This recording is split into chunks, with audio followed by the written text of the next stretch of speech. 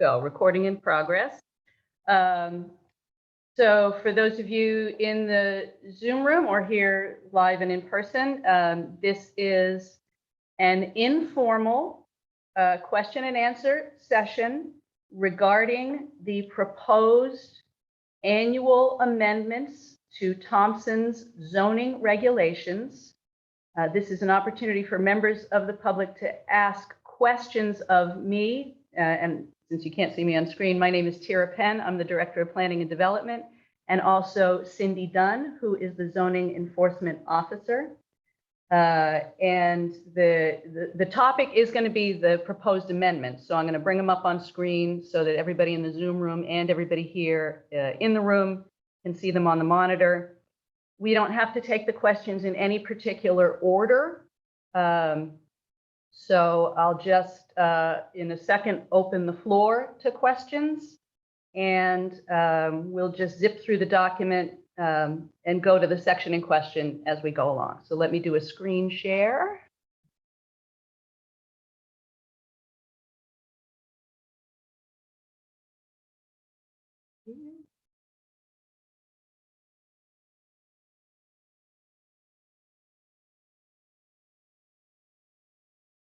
Can everybody see that online? I can make that bigger too. Look at that, that's so much better.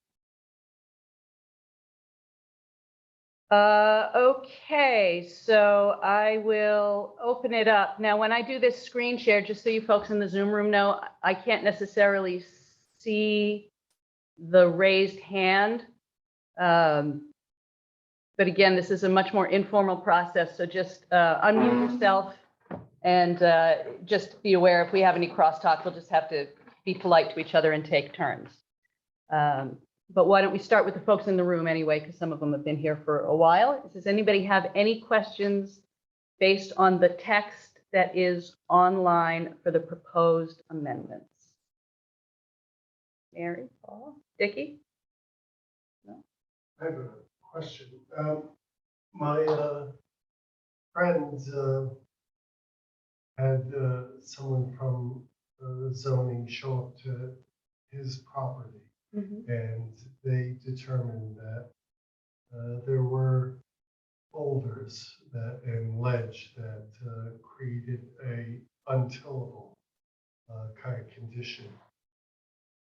Do I have to get someone out to assess my side of the property was purchased together? We split it apart. Do I need to bring someone out? It sounds to me like that was actually the assessor. Cindy, did you go out to a property? Eric Kim went out. That was the property in question. Where's it? What's the address? West Thompson Road. Yeah, it was definitely the assessor. Yeah, it was the assessor. So this is a different issue that you're referring to. That is related to the Public Act 490 enrollment period, which is open now. That was actually not. Cindy is the person from zoning, and she doesn't assess soil types, but the assessor's office, in order to determine the correct level of assessment, can be requested to go and look at those properties. So it would have been him. So needing to show up for it. Well, I'm happy to address it as best I can. It is definitely not the topic of this meeting. And there may be other things of interest to you here, so which I would encourage you to ask questions about. Planning and zoning did have a role in that process, but it is not that role. That was an earlier thing, which was creating the authorizing language and documents that enabled it to be implemented. So, but if you are a historic enrollee in the PA 490 open space program, I can tell you that everybody does need to reapply because it was not legally administered for the last 40 years. And they are going through that process right now. And that enrollment period closes on the 31st of October. So if you have any questions, you should contact the assessor's office. Good. Okay. Thank you. Great. You feel welcome to stay. Thank you. Good luck. Anybody else in the room for the time being? Anybody online? And by the way, regardless of whether we have any open questions right now, we will stay here for at least an hour to make sure that anybody who does dial in gets an opportunity. We posted it as an hour-long meeting. If we get questions that go over the hour, we will stay here until we've addressed them. So that'll give everybody some opportunity. So anybody in the Zoom room?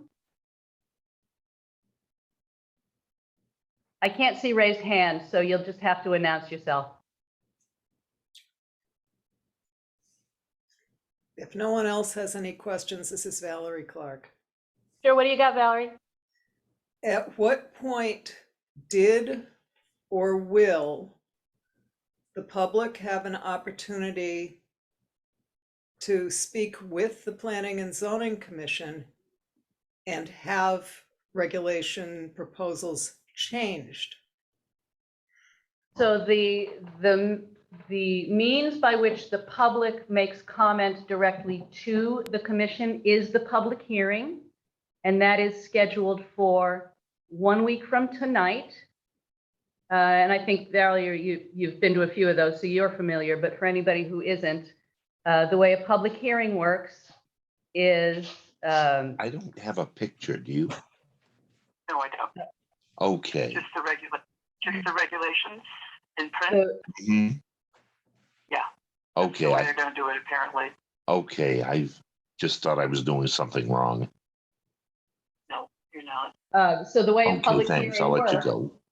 is that All right, the commission is You're obligated to listen to the comments of the public prior to making decisions during that open. on the screen. So there is no direct opportunity for the public to amend the way they have the You're meeting, but they may make suggestions to the commission in that public hearing format. So that's 1 week from tonight. in the right-hand corner of the block where your name is. There are several things.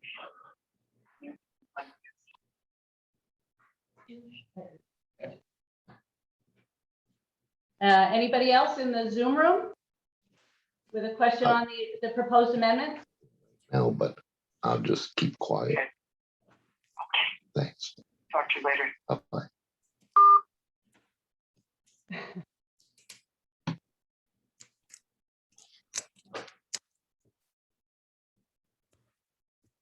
Because I have a share screen up, I cannot see anybody with a raised hand. So if you do have a question, please unmute yourself and just let her rip.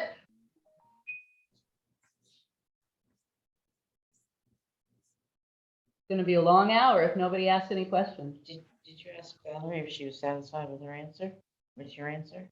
Well, that's a fair point. Valerie, did you have anything else? Well, because there's a lot of feedback, people are not muted in the audience. I was unable to hear the entire answer. I got as far as that the public can give input. I did not get as far as at what point were the planning and zoning folks allowed to act on that and modify this proposal. Okay, yeah, so that's fine. I'll repeat the answer. So that is exactly what the public hearing is for. And the public hearing is 1 week from tonight. I will say the posted agenda has the wrong location. We have a conflict of location, so we're moving it to the library. We will get that corrected agenda posted tomorrow. Also, we'll be on Zoom, of course, because that's the convention now. But the way the public hearing is intended to work is that during the comment period for the public, that is the opportunity for the public to directly address the Planning and Zoning Commission with their comments. It is not a question and answer, but they may make suggestions, comments, give whatever input they find appropriate. And then when the commission moves to their discussion, they may take into consideration anything suggested by the public at that point. Go ahead. Can I Valerie, as Chair explained, this is a public hearing for what is already in place. But if anybody in the community wants to come in to amend our zoning regulations, on page 8 of our zoning regulations, Article 2, Section 9 is called amendments. So without reading the whole thing, I'll just let you, I'll brief it for you. Generally, the commission is advising you to come in to have like what we call a preliminary meeting. And at that meeting, you would say that we would like to submit an application for an amendment on such and such, whatever the subject that you are looking to amend. So the public can come in with an application or an individual for an amendment. The discussion is not binding, and but they provide the applicant and the commission the opportunity to discuss the purpose and the need for any modification or additions while improving the process and the understanding between parties. So there's a procedure to follow. Do you want me to continue and let you know what the procedure is? Can Tara scroll to that section if no one else? Well, I don't think she has the regulations online. I'm reading the regulations from the book. Right. What's online, Valerie, is the proposed amendments for next week. That's what I thought. So it's a slightly different thing, I think, than you're asking. Maybe it's not, but there is a set procedure. If a citizen or group of citizens wishes to propose a specific amendment to the commission, they may do that by following the procedure described that exists currently in the regulations. But it should also be noted that the commission is still the voting body on that. So they may vote to approve or deny such an application as a part of their process. It is not like a town meeting. It does not go direct democracy to the body of the town. Okay, so to continue, it is basically upon receipt of the petition to amend the zoning regulations and or the zoning map, the commission refers materials to town and staff and consultants or experts just to see if it's appropriate with the statutory provisions. And to be honest, this is where, when we were doing this in 2020, I got kind of confused between the petition and application. To me, they were both the same. And that I would have to check that out legally. But it does come into a public hearing if it's a petition or an individual wants to come in. So yes, you do have the opportunity to singly amend any section that you think does not work for your community, even after this. To suggest an amendment. Right, to suggest an amendment, even after we do the yearly update. But it's on page 8, Article 2, Section 9. You can read through the whole section and see what that process is. Okay, so thank you for pointing that section out. And so relative to the amendments that are being considered at this public hearing, what I believe I heard is that based on the feedback, including this comment period that is in place right now, as well as at the public hearing itself, that after the public hearing closes and the Planning and Zoning Commission has an opportunity at that point to further amend. Is that correct? That's fundamentally correct, yes.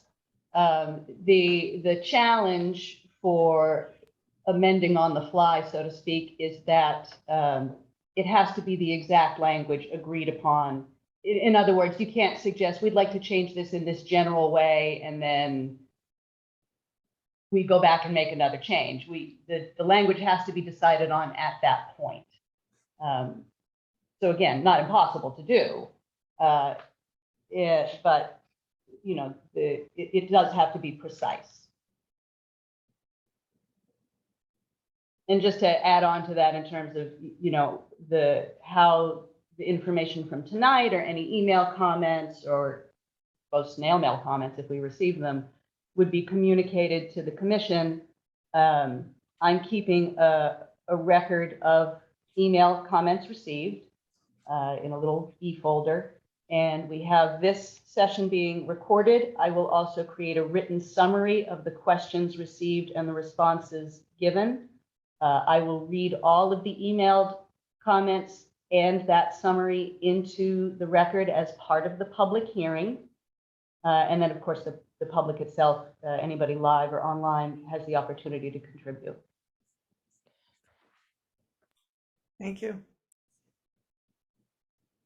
Anybody? Anybody else online?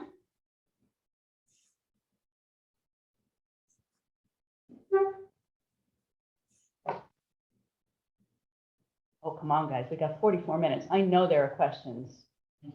People that should be answering questions aren't here.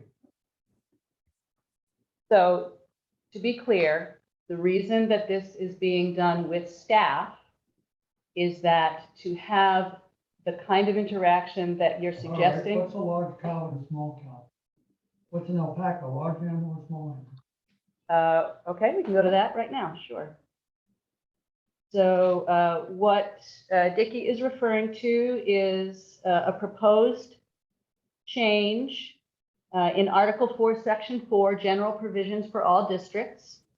And without having to read the whole section, because there's more information than what he's asking about, to give some general background.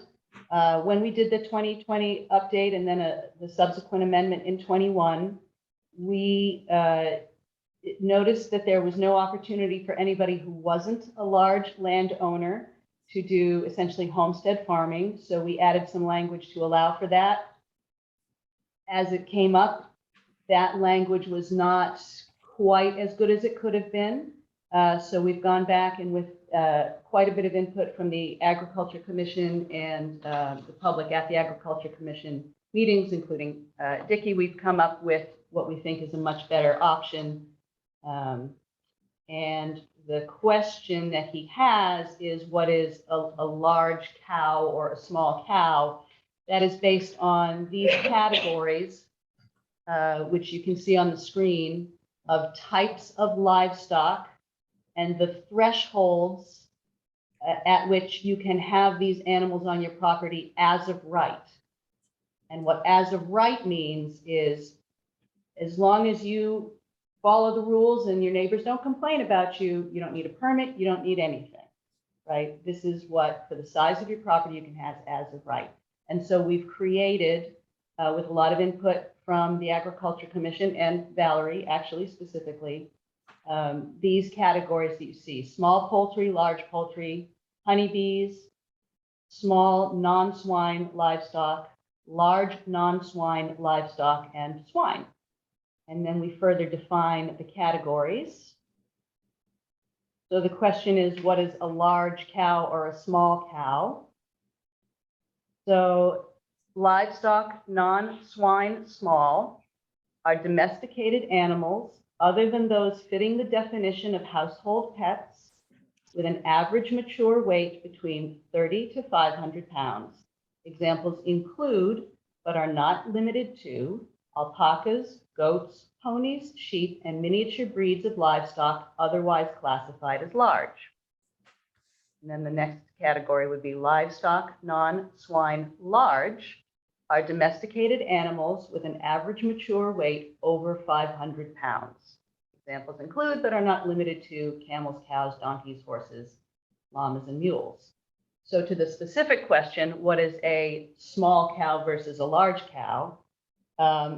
I would go out on a limb to say most breeds of cows have an average mature weight of over 500 pounds.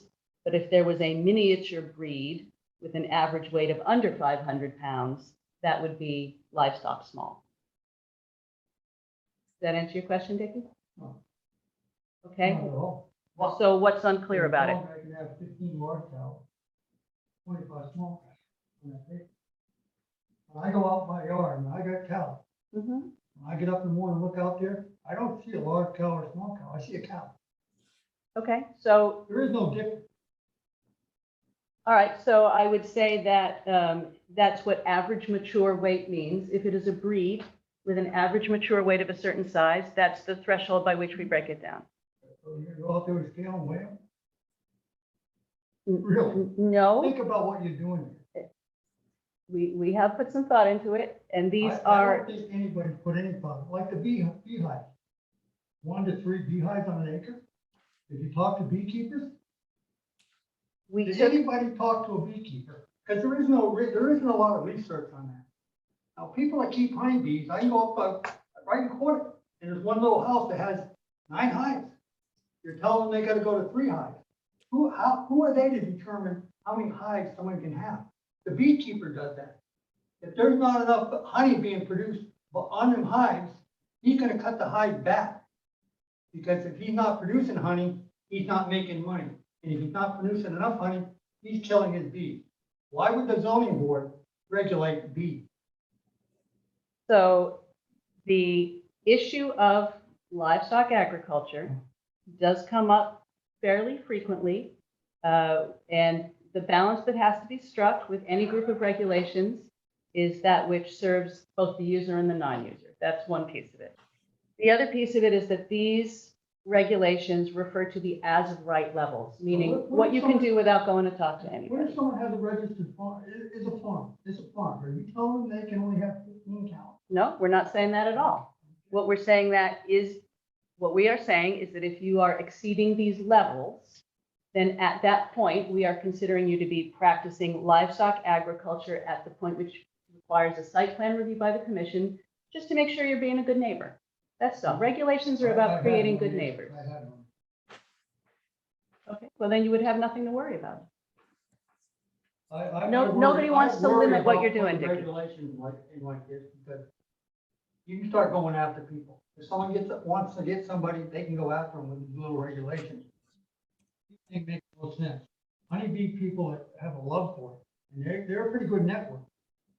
And it doesn't matter if there's 500 acres there, it might only support 1 hive, or it could support 100 hives.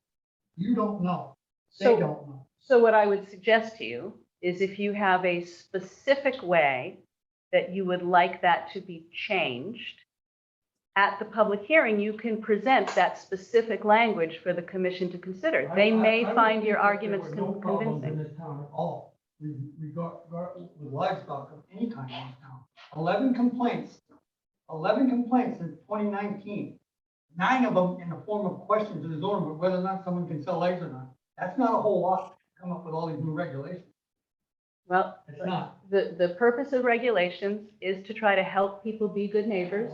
Just because most people are good neighbors most of the time, doesn't mean that everybody's a good neighbor all of the time. And when there are conflicts between neighbors, if there is no regulation, then there is no way to determine who is in the right. That's what regulations are for. Well, that seems to be the question. So we just want to be clear that nobody is trying to restrict anyone.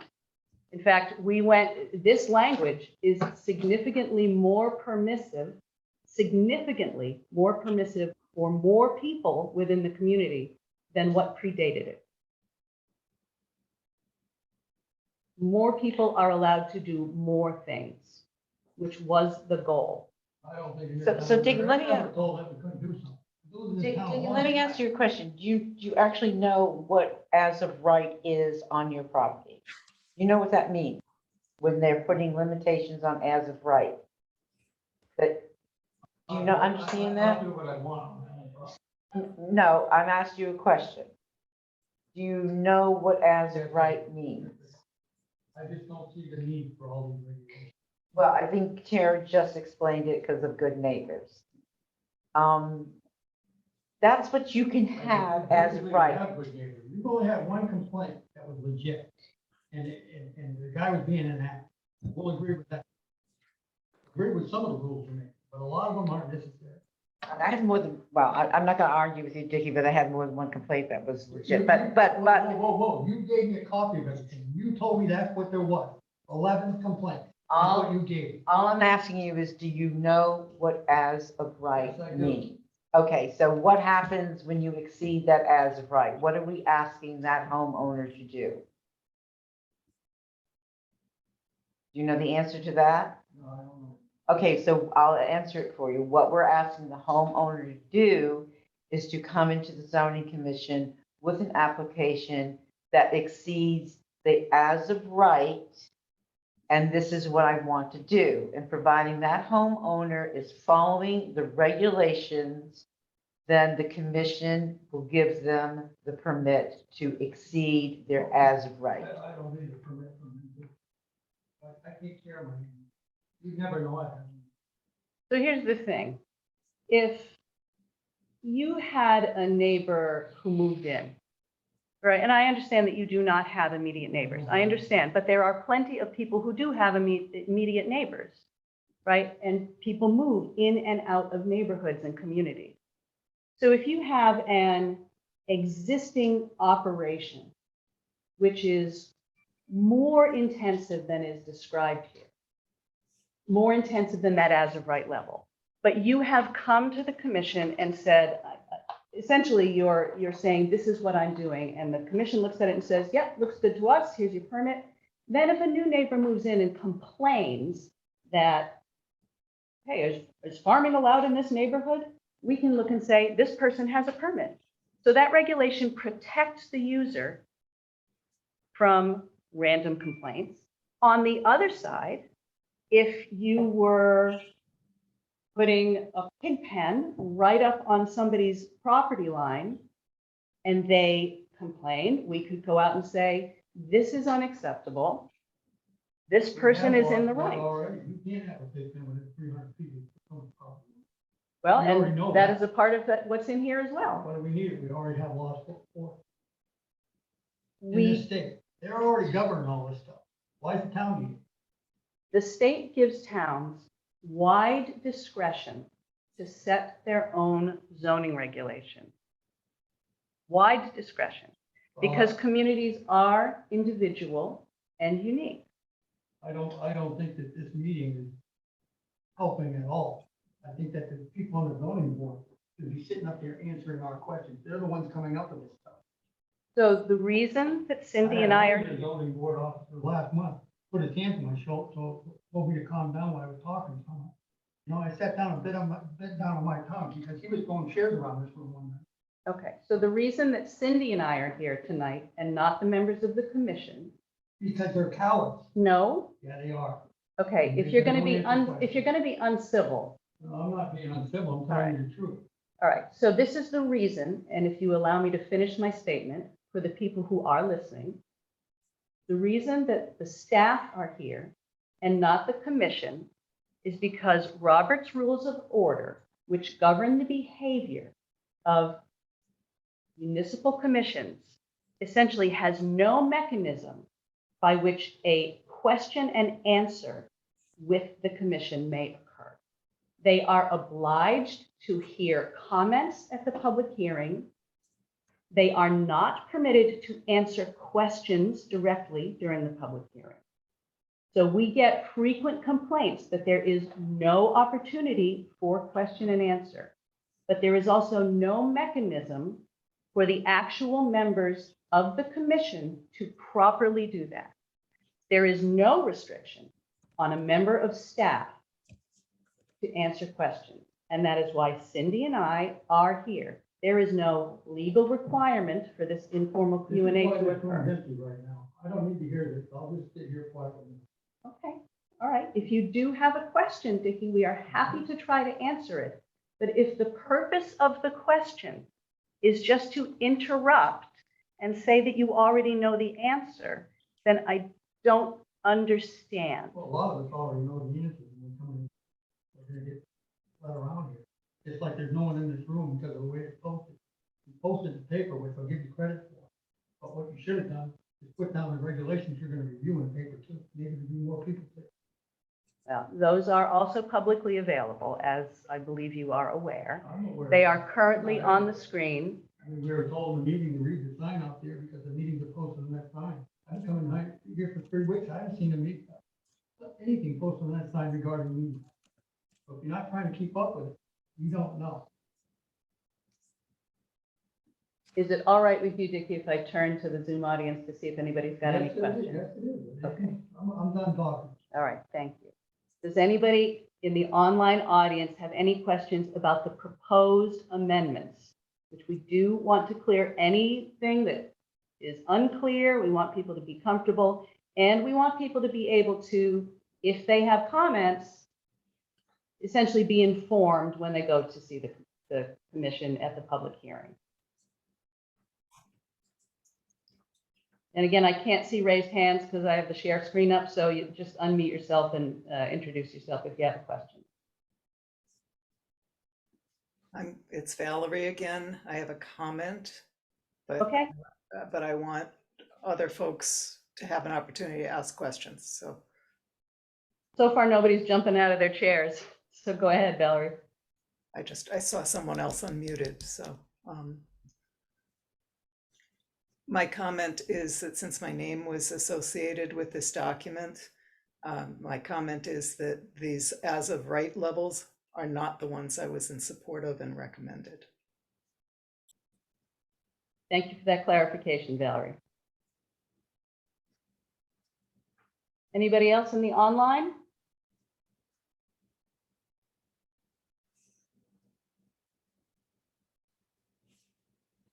I'm just going to keep looking at you because you're new and I don't know your name. Okay, fair enough. Do you have any questions, either one of you? I don't.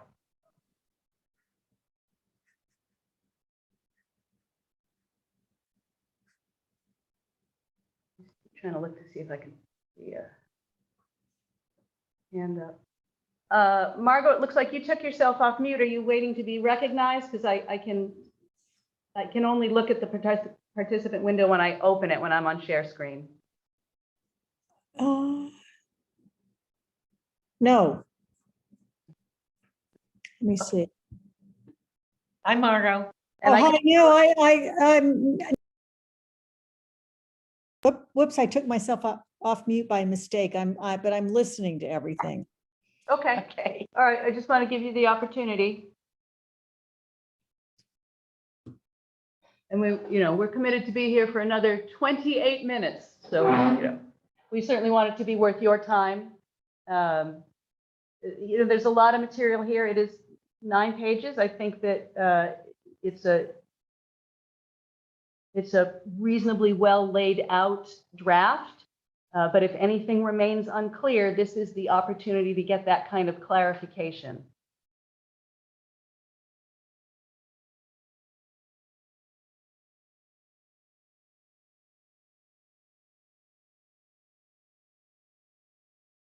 I guess I'll also point out that if, I'm guessing we're going to close this at 8 because we have so little in the way of questions.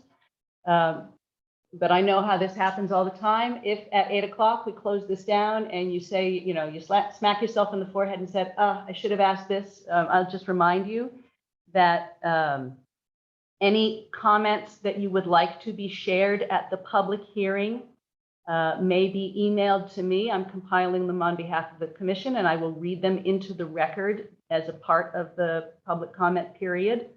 My email address is planner@thompsonct.org. And just be sure to use in the subject line something that approximates comments for public hearing 2022 zoning regulations update, so that I know that your intention is to have it read into the record. Sometimes what I get is unclear, so that will just help make sure that I understand your intention. You guys are going to make me call on you individually, I can tell.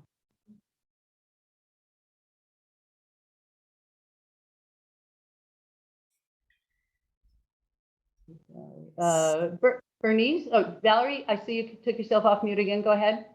Yeah, so again, comments and a suggestion. So I know someone else brought up the fact that there are not many people in attendance tonight. And I think a great effort was made by publishing in the Shopper's Guide. I certainly appreciated that. One of the difficulties I noticed is that no one put it on the calendar. And the link on the website does not bring you to anything that's clickable. I had to. It doesn't? No, I had to go to the planning and zoning website specifically and look for whether this was posted under planning and zoning as an agenda, and then click the agenda to get in.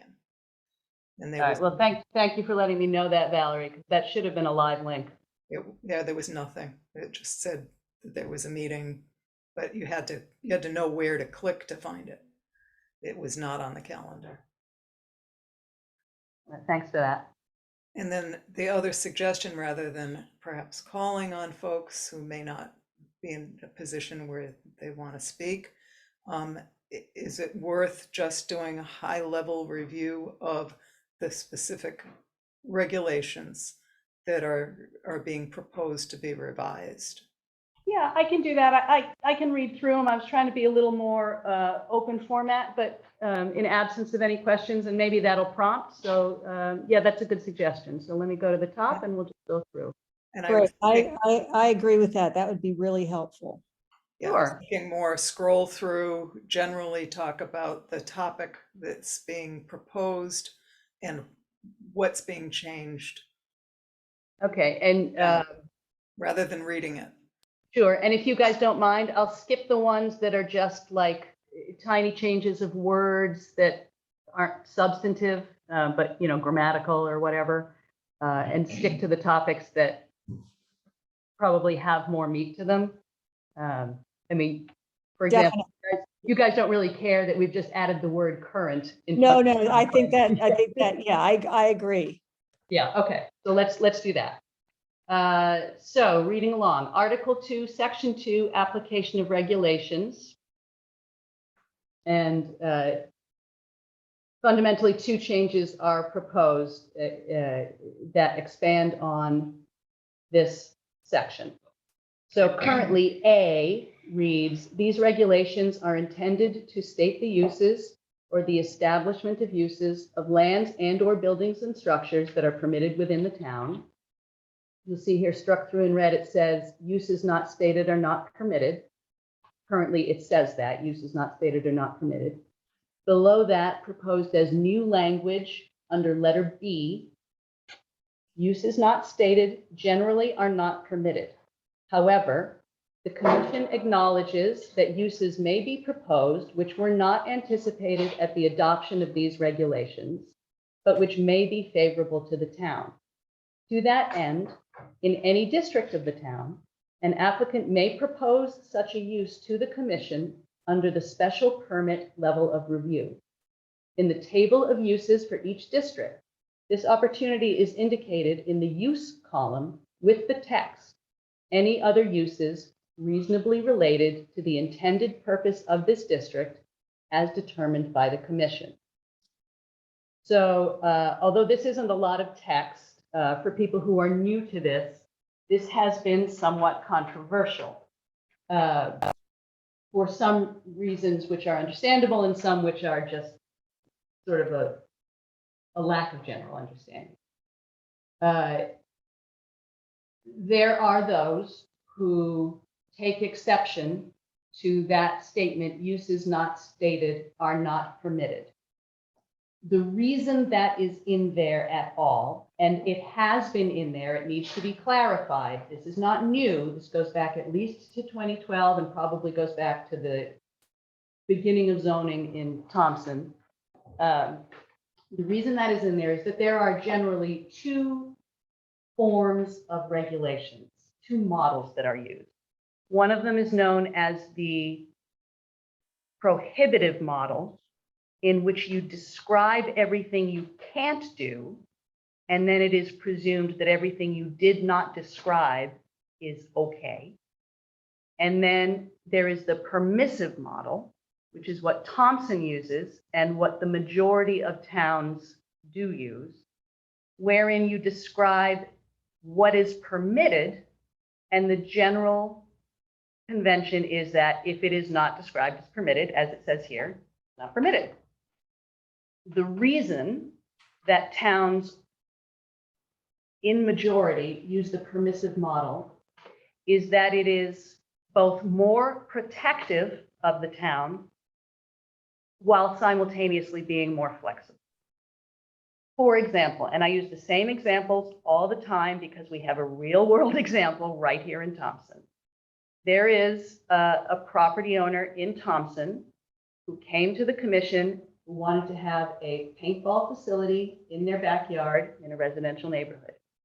And when they first came in, we were very sympathetic to that proposal, and the commission discussed it, but they determined that it was not close enough to any of the stated uses to be permitted. As time goes on, it turns out that the neighbors in that neighborhood find it super disruptive. They complain about it all the time, and Cindy has had to issue cease and desist letters. Under the permissive model, because it is not described as permitted, we can say that it is not permitted. We have the ability to do that. If, on the other hand, everybody had decided that they liked it, and there might be the idea that we could have more things like this, we could then add it in the later amendment. Great. If it was a prohibitive model, and the commission had failed to anticipate that someday somebody might want to have a recreational paintball business in their backyard, because it's not described as prohibited, they can just do it.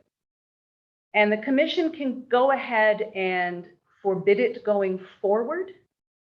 But that first one is always legal because it was legal when they started doing it. It wasn't yet prohibited.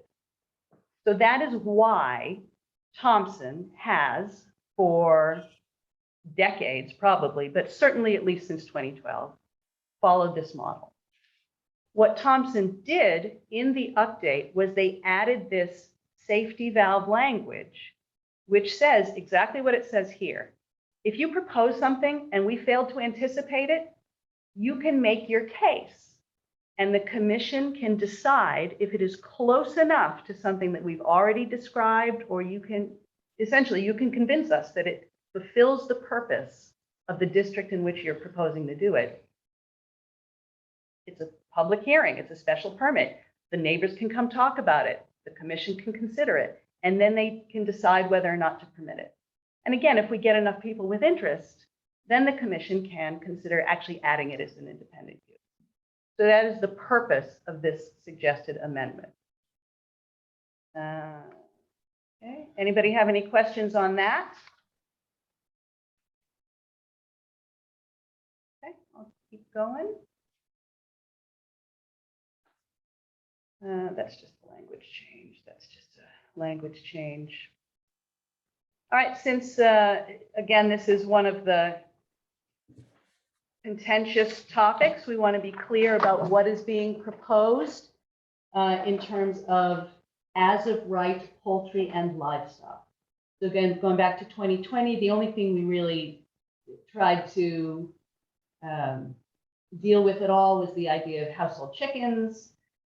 Household chickens are obviously very common. You can have them on very small lots, but there was no mechanism in the prior zoning regulations to allow anybody who didn't have 2.5 acres or more, or 2.25 acres or more, I think, to have them.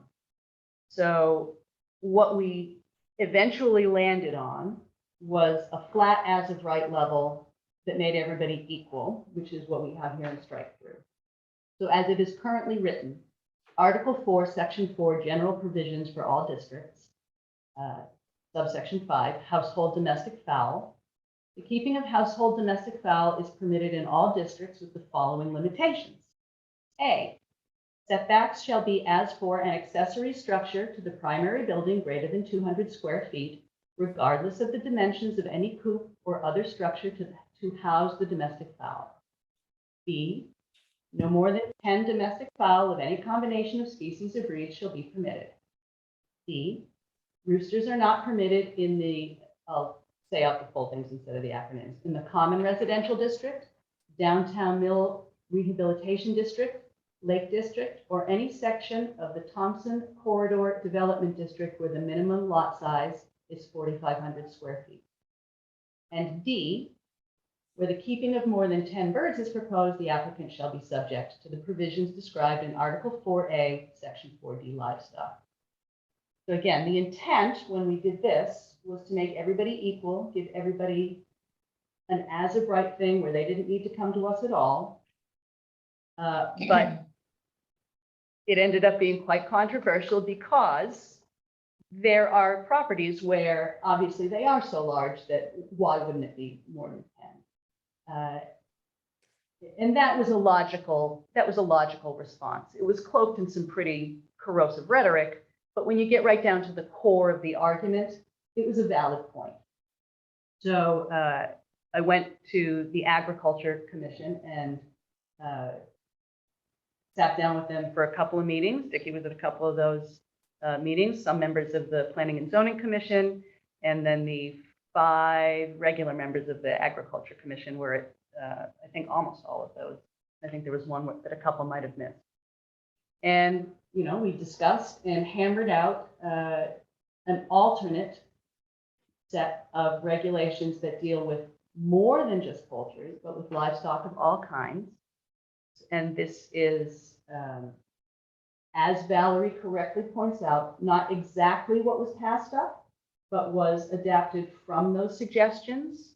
Also the internal logic of the current zoning regulations and some other guidance documents that we have from Connecticut RC&D, which is the Agriculture Advocacy Board, and some other sort.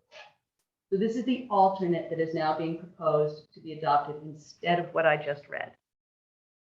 So that's Article 4, Section 4, General Provisions for all districts, 5, as of right poultry and livestock.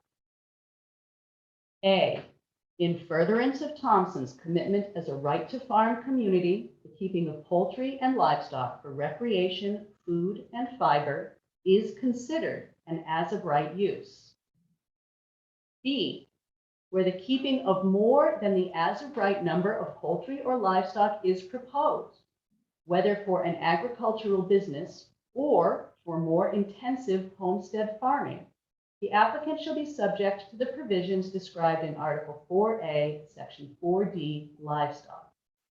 For as of right levels of poultry and livestock, the following conditions and limitations apply.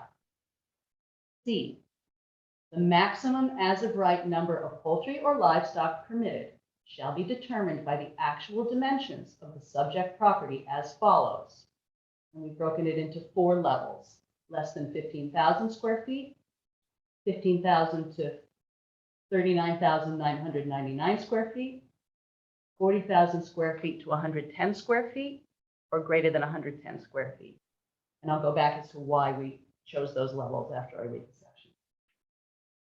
And I'll just zip through quickly the levels for each category. So small poultry, the levels are 12 for less than 15,000 square feet, 25 for 15,000 to just under 40,000, 50 for 40,000 to 110,000, and then greater than 110,000 square feet, 150.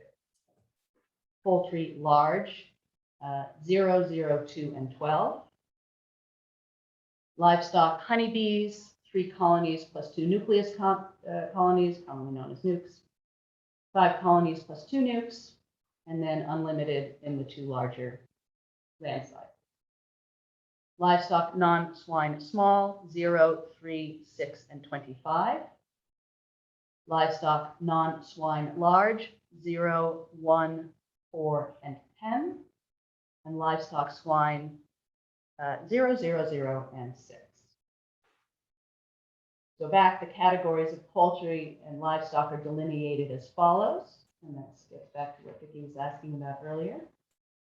1, poultry small are domesticated chickens, ducks, geese, guinea hens, partridges, pheasants, quails, and turkeys. This category also includes rabbits to conform to USDA classification. 2, poultry large are domesticated emu, ostrich, peacocks, and any similarly sized species. 3, livestock honeybees are any of the domesticated subspecies of Apis mellifera. 4, livestock non-swine small are domesticated animals other than those fitting the definition of household pets with an average mature weight between 30 to 500 pounds. Examples include, but are not limited to, alpacas, goats, ponies, sheep, and miniature breeds of livestock otherwise classified as large. 5, livestock, non-swine large, are domesticated animals with an average mature weight over 500 pounds. Examples include, but are not limited to, camels, cows, donkeys, horses, llamas, and mules.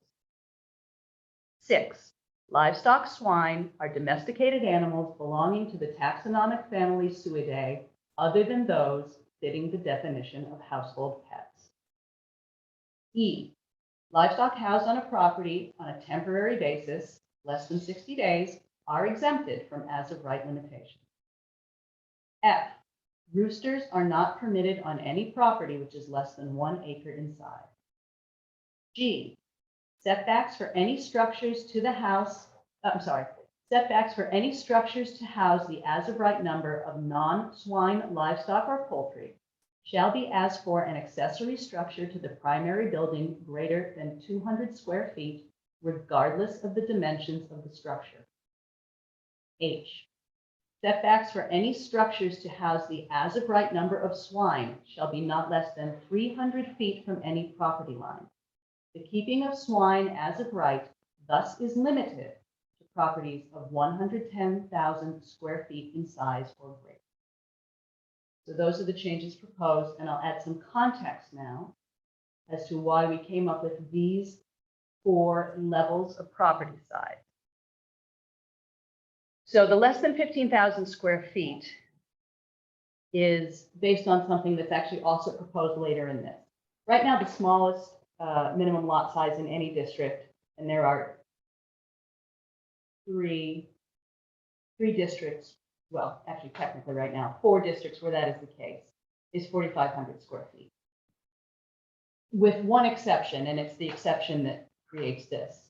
Those districts are served by public water and sewer, and therefore well and septic separations are not affected. That's why you're allowed to have those small lots. What it enables is infill development in the most desirable portions of the community for development, essentially where we're sitting right now, right? The historic downtown and the Route 12 and 131 travel corridors. And in fact, actually only Route 12 south of, from here and south to Putnam. The 15,000 square feet comes into play because the 4th district is the Lake District. And that district gave us a lot of trouble because historically people carved up really, really tiny lots up there, but there's no public utility. So when we were creating the district, the challenge was to find something that was fair to existing landowners, but didn't create a problem. And long story short, the wetlands agent and the conservation agent sort of suggested the footprint of the district, and the commission sort of went back and forth. And in the end, they went with the idea of favoring the lots as they existed, because there wasn't a lot of opportunity for further subdivision. Nobody was ever happy with it. And it turns out, upon looking at the map, there actually are a couple of properties that would be subject to further subdivision. So now we've got to balance that out. So the compromise has been that, and you'll see this suggested further, we're going to raise the minimum lot size to 15,000. So that's the threshold we're going to use for this lowest level of as of right. 15,000 to 3999 represents from that lowest, or not lowest, but that second lowest tier of minimum property size, essentially to the average, to the highest minimum lot size. The highest minimum lot size in the town of Thompson now is 40,000 square feet, which is just under an acre. So everything between 15,000 and 3999, here's your stepping stone. 40,000 is the largest minimum lot size we have, but clearly just under 1 acre is smaller than you would want to have most kinds of intensive livestock farming.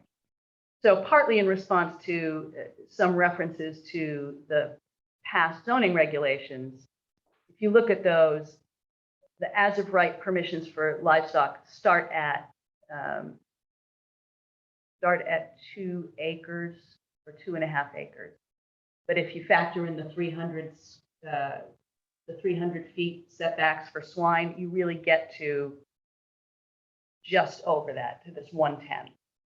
So that's where those numbers come from. So again, not random, and I know that was a lot of description, but that is what those levels came from.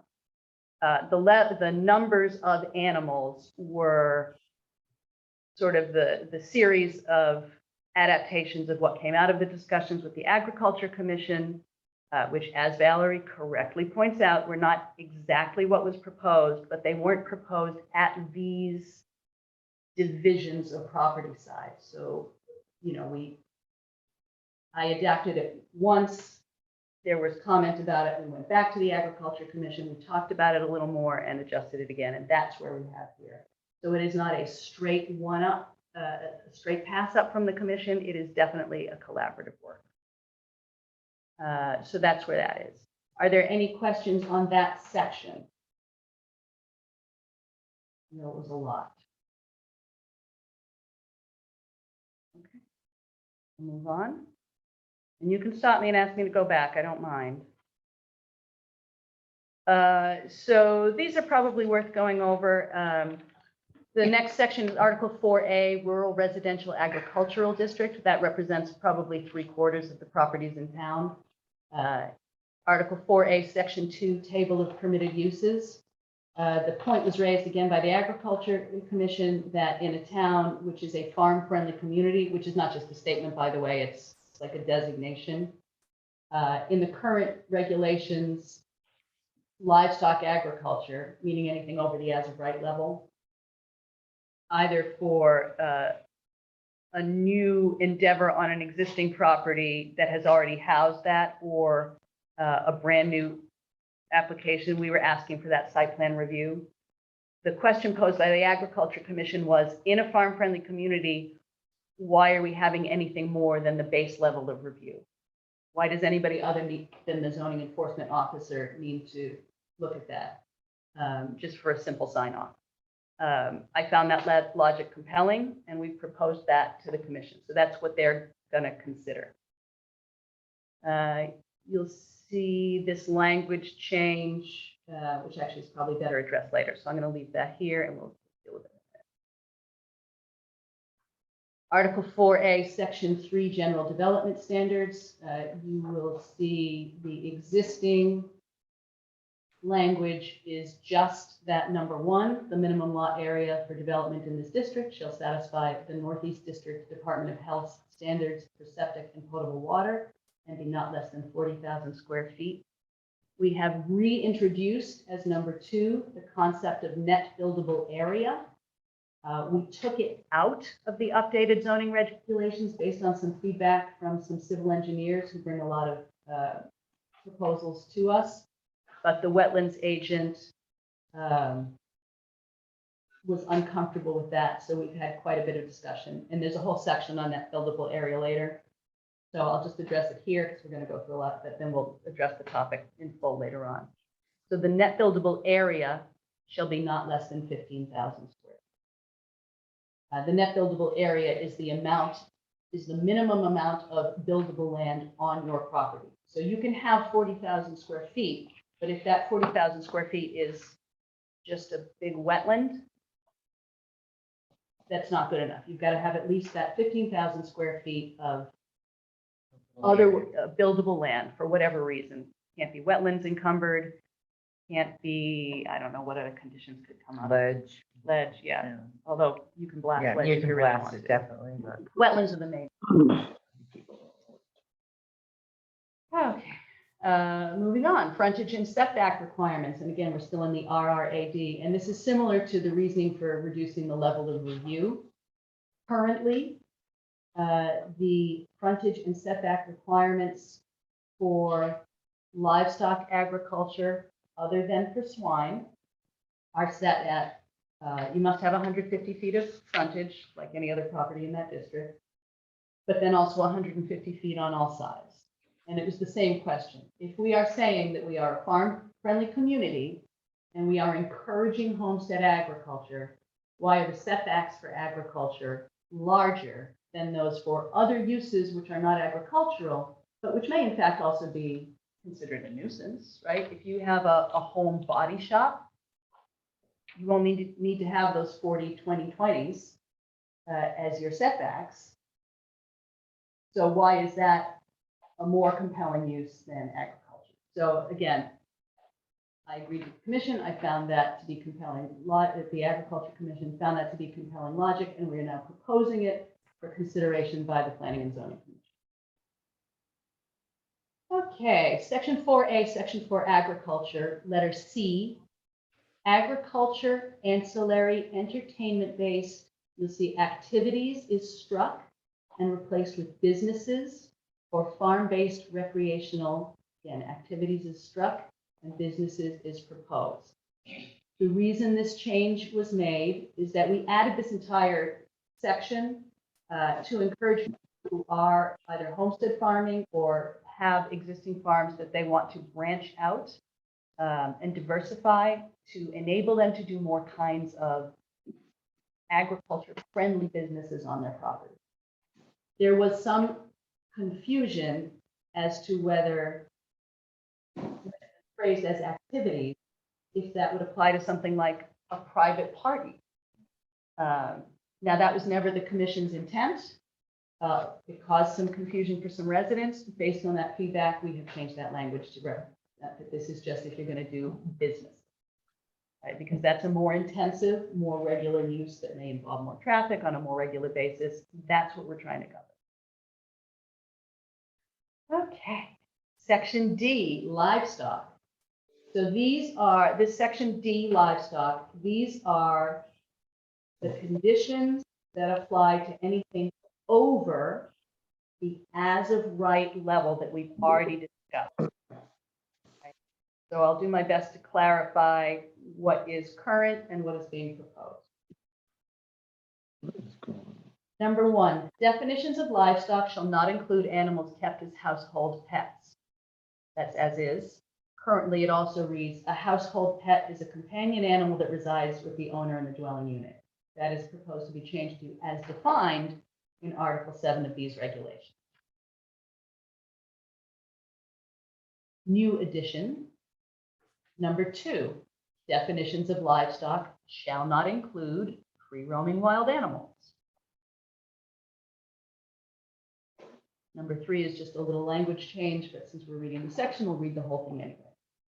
Fertilizer and manure management, livestock owners, currently says must, the appropriate legal term is shall, comply with generally accepted agricultural practices through the right to farm law, Connecticut General Statutes, Chapter 368M, Sections 19A through 341, 341A. Prevailing Connecticut Department of Energy and Environmental Protection Water Pollution Control Standards, CGS Chapter 446K, Sections 22A through 430, and the State of Connecticut Public Health Code. Number 4, currently reads, slaughtering and or butchering of animals is prohibited except for animals raised on the property for personal consumption and poultry, e.g. chickens, turkeys, ducks, etc., raised on the property, slaughtered and processed according to the USDA producer-grower 1,000 limit exemption. And then there's a reference to that 1,000 limit exemption. The new proposed language, again, this is significantly different than the prior language. Slaughtering and or butchering of livestock is permitted in compliance following conditions. Livestock slaughtered and processed solely for personal consumption, or where poultry, e.g. chickens, turkeys, ducks, etc., raised on the property, slaughtered and processed according to the USDA producer-grower 1,000 limit exemption, Poultry Products Inspection Act, PPIA 21 USC 464C1, or where the livestock is slaughtered and processed in accordance with the provisions for custom slaughter under the federal meat inspection. That is through 4. 5, site plan review standards for livestock agriculture. Most of this remains unchanged. Site plan review standards for livestock agriculture, site suitability and impact in order to minimize potential adverse impact. In addition to the requirements of Article 3A, Section 4B, site plan of an application for livestock agriculture shall include the following: location of all proposed animal shelters, attic, pastures and pens, the type of animals to be kept, anything narrative describing the total acreage of the site where animals are to be kept, the general nature and scope of the proposed use, and the provisions for storage of feed, grain, hay, animal excrement, and any. Very boring stuff, huh? E, I do these all the time.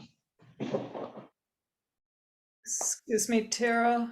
yeah, I'm gonna I see don't if know I if can. you're figure out able who that to is. mute the audience, but that would be great, please. I know who that was. When I have the shared view, I can't see as well, but I can open it. Okay. D, sites with slopes dominantly greater than 15% shall be avoided or improved utilizing generally accepted agricultural practices to avoid excessive surface water runoff, soil erosion, or hazardous conditions for keeping animals. E, animal confinement areas shall not be located directly over land containing an on-site subsurface sewage disposal system. F, and here we do have some changes. I'll read it as it is and then as is proposed. Proper drainage shall be provided to avoid ponding of water. Clean water shall be diverted from animal confinement areas. Contaminated stormwater runoff shall be collected or treated to minimize impact on surface or subsurface water supplies, and runoff shall not be directed to neighboring property. That's as exists. The proposed amendment is proper drainage shall be provided to divert clean water from animal confinement areas. Such diversion techniques may include collection, diversion, infiltration, and or treatment. Runoff shall not be directed to neighboring property. G, as currently written, it reads, all livestock shall be kept in such a manner that shall not cause vermin or insects. The proposed amendment is all livestock shall be kept in such a manner as to minimize any vermin or insects which may be shown to pose a direct risk to neighboring property. This shall be accomplished through farming best practices as recommended by USDA, Connecticut Department of Agriculture, and or Connecticut Farm. H, livestock shall be suitably and adequately confined or controlled. Fencing for livestock shall be installed and kept in sufficiently good repair to confine the animals on the owner's property without access to neighboring parcels. And as you'll see, that's actually just moving letter J up. Well, a slightly amended version of letter J. And then I is requirements of public health code shall be followed. And again, these amendments were developed based on the input and feedback from members of the Agriculture Commission alongside members of the public. And again, to be absolutely clear, it is not a word for word transcription of those recommendations, although this section is closer than the prior section, which dealt with the dimensional requirements for numbers as of right. This is a general observation on the tables of uses. So Article 4B, Common Residential District, PRD, and this was an observation by the ZEO. Currently, all of the tables of uses have these columns, the nature of the use being proposed. Currently, it says construction type, and then the level of review, zoning permit simple, which would be with a sign off just by the ZEO. Permit with commission site plan review, special permit, or prohibited. The ZEO's observation was that since construction is both a noun and a verb, it was creating confusion both for her and for the building office. So we changed that word we are proposing changing that word to structure.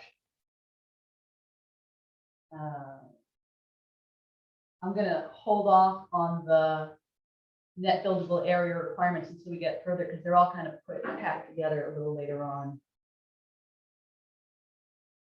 I take that back because the way we had it. So I will go through. Sorry about that. Article 4B, Section 3, General Development Standards, A, dimensional requirements. The minimum lot size shall be 4,500 square feet.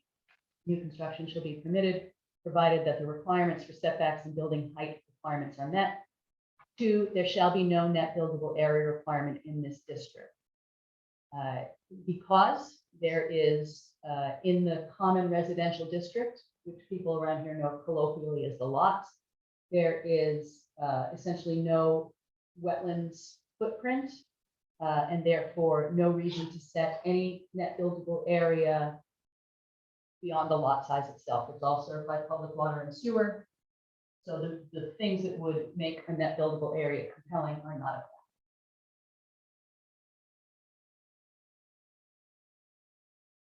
Show them each district as a part of the document. Article 4C, Section 3, General Development Standards, and we are now in the Thompson Common Village District. So that's the historic district up on the hill. The minimum lot area for development in this district shall satisfy the Northeast District Department of Health standards for septic and potable water, and it's not less than 40,000 square feet. There shall be no net buildable area requirement in this district. So essentially, you can use your whole lot as long as it's that minimum 40,000 square feet. And again, that was based on the wetland agent's input. She found that that district had no wetlands implications. The factors that would require you to set that minimum net buildable area are not in play there. So if you have 40,000 acres, 40,000 acres. Definitely if you have 40,000 acres. If you have 40,000 square feet, you can build right to your property line. It's well outside the setback. You can fully utilize your property. That's the better way to put it.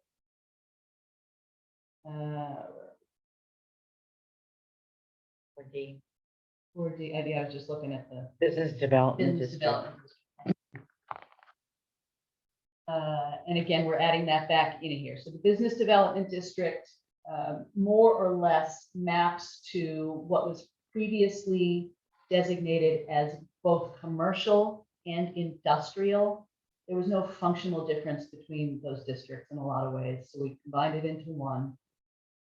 Portions of that district, although they are not currently actively served by public water and sewer, they do have the ability to hook up.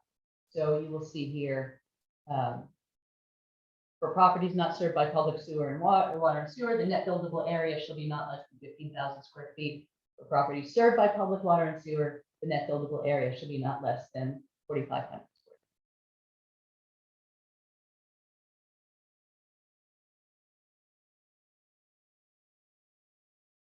feet. Consistent Thompson Corridor Development District, that is routes 12 and 131 outside the downtown core. Same fundamental thing here. If you are going north on 12, north of the 152 acre parcel, it's recently sold, this is around North Groverdale Pond. That's about where the line peters out. They actually have the ability to extend it, but there's no anticipation they'll do so. On the 131 side, it really doesn't go up much further at all. But on the 12 south side, there is adequate hookup. So Thompson Corridor Development District does have 2 levels of minimum lot size, 40,000 square feet, 4,500 square feet. That's reflected here in the proposed net buildable area. Properties not served by public water and sewer, the net buildable area should be not less than 15,000 square feet. The properties served by public water and sewer, the net buildable area shall be not less than 4,500 square feet. You're going to see that this is consistent.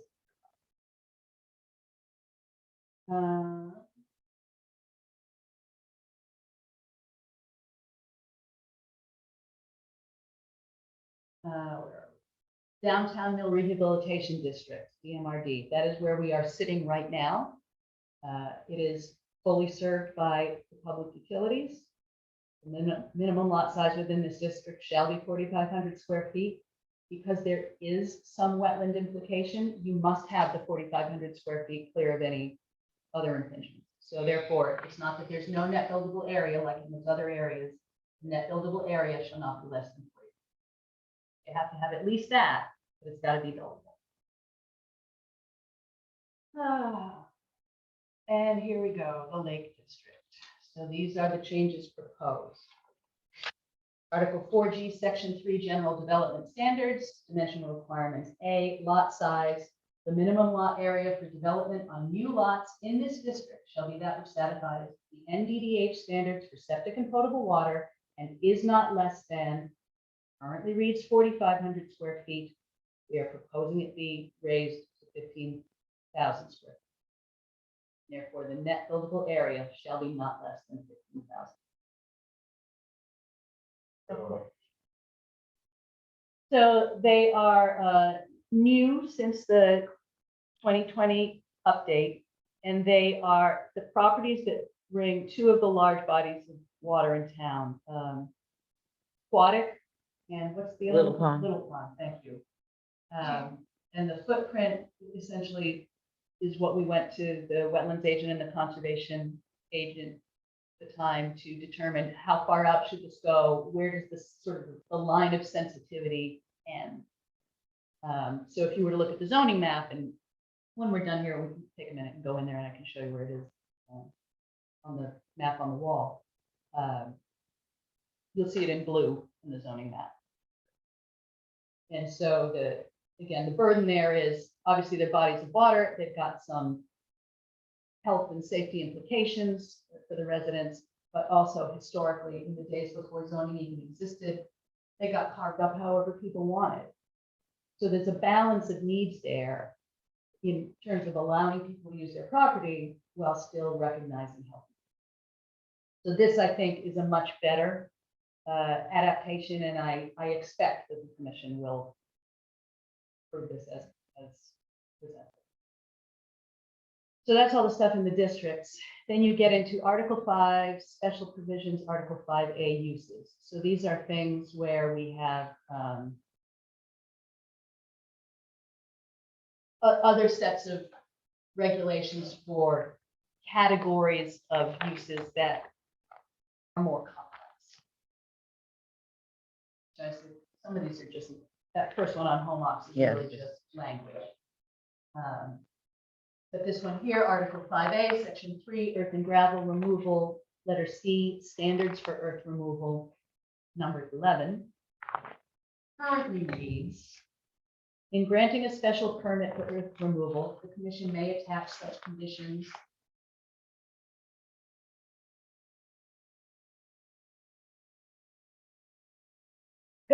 In granting a special permit for earth removal. Oh, I think I just have an extra word Okay, highlighted in red. That's why I'm confused. Okay, in granting a special permit for earth removal, the commission may attach such conditions as may be required to protect the public health, safety, and general welfare, and to ensure continued compliance with these regulations. Such additional conditions may include, but are not limited to, the following. The zoning enforcement officer thought that that was not specific enough. I think it was your suggestion. yes, it definitely was my suggestion.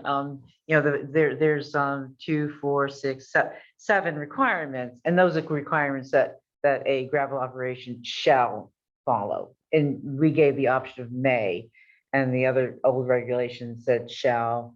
And if you want me to read them, I would be willing to, you know, so So the difference there is the difference between may and shall. shall. And in sort of the legalese of regulations, may is optional and shall is mandatory. I'll just give you, yeah, I'll just give you a couple of examples. We change it from, yeah. The earth removal, the property shall be confined, so we need to know where they're doing, so we shall know where it's going. Stockpiling, we shall know where it's gonna be stockpiled. Noise dust, yeah. Okay, I was just, in case anybody else was interested in the 7 requirements. Okay, so that was really all we have in this round of updates for the special provisions articles. And then we move on to definitions, and surprisingly, there are some significant changes there. We've already addressed the agricultural, ancillary, entertainment-based business versus activities. That change gets carried over. It was suggested that we should have a definition for box trailer because we do have a section in special provisions that refers to them, but it is not necessarily clear in all cases what a box trailer is. So based on the research that I did, we are proposing the following definition. Box trailer, also commonly known as a box body, is a special body with solid walls in the form of a closed box on a vehicle. The box body is usually firmly attached to the chassis. However, there are also box bodies that are removable. The removable body is known as a swap body. So we have context. This suggested edit may not be crystal clear because it's really just moving something from one place to another. It was brought to our attention by a contractor who's working on updating all of our zoning and ordinances to bring them online in a fully searchable fashion, that we had defined rest home or nursing home but had no regulations related to it. So in terms of a document, regulatory document, a definition should refer to the text. So after some discussion, what we've done is we have taken it out as a freestanding definition and just moved it under care services, which is a category that is addressed in the tables of use. So now there is a reference. If you are a developer proposing to build a rest home or nursing home, you would look at the tables of uses under care services, and that is the lever. So that might not be crystal clear, even with the sidebar note. So I just wanted to clarify.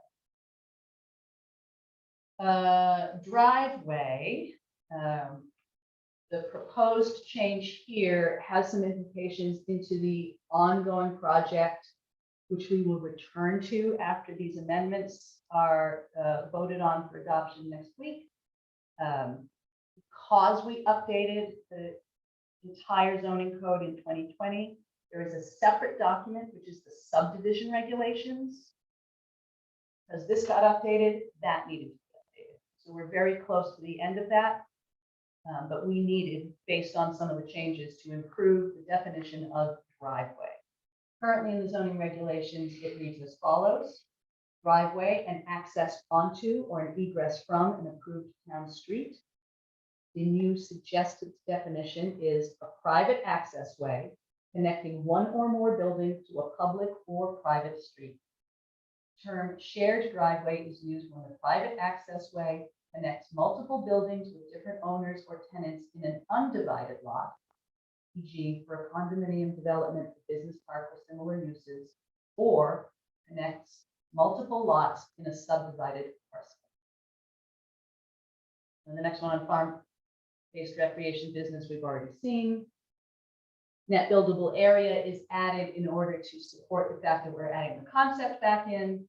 So for those who have been wondering what that net buildable area even means, in our document, net buildable area is a contiguous area of land that is at least 50 feet wide, not containing wetlands, water courses, conservation easements, or areas waterward of the 100-year flood boundary as delineated by the Federal Emergency Management Agency. And then the last change is really just an administrative one. Appendix E, tables of uses for all districts. That entire appendix is going to be struck because it was redundant to the tables of uses that exist. We never used it. Nobody ever looked at it, That- which I knew they wouldn't. And they didn't. I give Cindy a little ribbing about that. So those are the changes proposed. It's 8:23. Cindy and I are willing to be here to field any more questions based on that summary reading. Happy to. If nobody else has any questions, we can close it down and thank you for coming, but I'll start here in the room. Anybody? I'm going to stop share so I can see if anybody raises their hand this time. Anybody online? Fell asleep. No, just kidding. Who's to blame? Going once? Twice? Thank all of you guys for dialing in. I appreciate you giving up some time to listen. Thank you for the questions. Just to repeat, I'm going to share the recording of this event, presentation, whatever you want to call it, with the commission so they can listen to it in its entirety. And I'm also going to write up a synopsis of the questions received and the responses given to read into the record at the public hearing next week. I'll again reiterate, we are going to correct the agenda for the public hearing because it is incorrect. The Board of Finance also has a meeting on that evening, which we didn't know when we scheduled it. So it will not be here. It will be at the library and online on Zoom. And I'll make sure that that's posted by the end of the day tomorrow. Valerie, go ahead.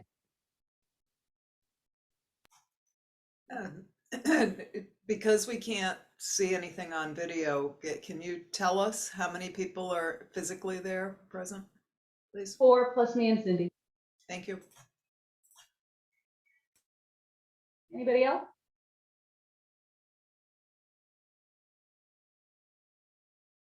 Thanks again, folks.